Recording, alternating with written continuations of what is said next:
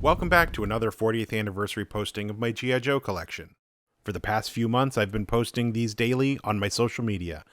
This is a compilation of my Series 3 figures and vehicles. These figures are in varying states and some have a lot of wear and tear on them, some also have their accessories and some do not. With all that being said, please don't forget to like and subscribe, and by all means leave some stories in the comments if you had some of these figures. Thank you and enjoy.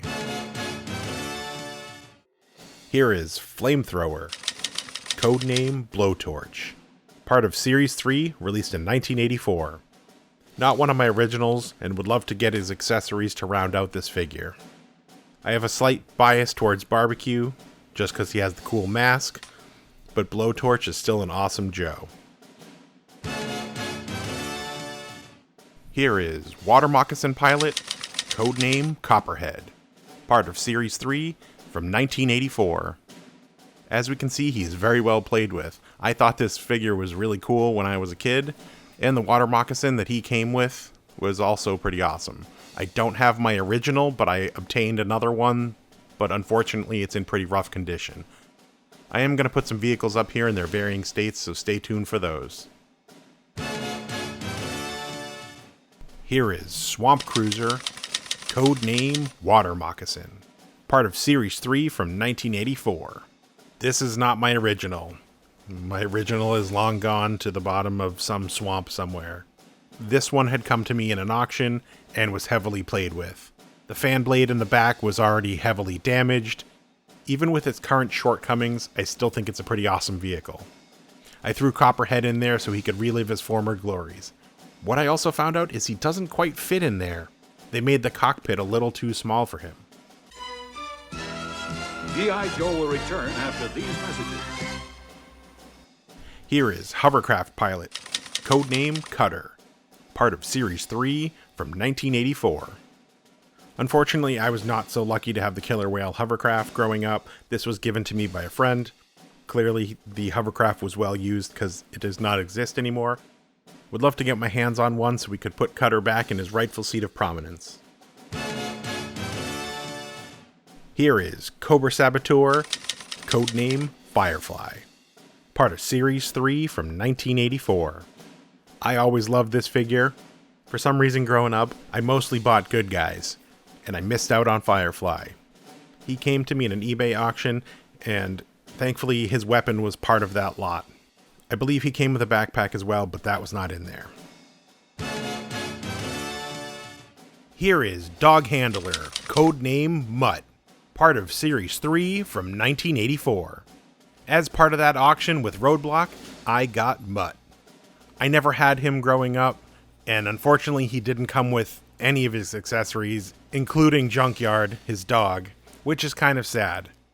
His face definitely has some wear on it from pulling that helmet on and off, so it almost looks like he has his eyebrows shaved off. I know a few of you have expressed that he was your favorite, and I'm glad I won that auction and was able to bring him to you guys. Now, back to G.I. Joe. Here is Cobra Night Attack 4-wheel drive, codename Stinger, part of Series 3 from 1984.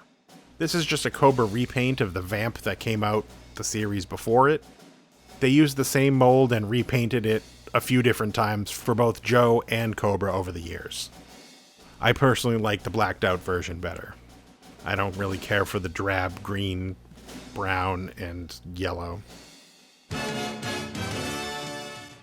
Here is Heavy Machine Gunner, codename Roadblock, part of Series 3 from 1984. We're backtracking a little bit because this past weekend I won a couple auctions, and in that auction I got Roadblock.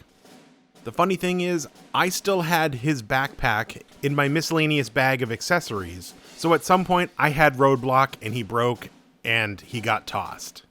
He didn't come with any of his accessories, but at least I had his backpack for him, which maybe had his massage table in there.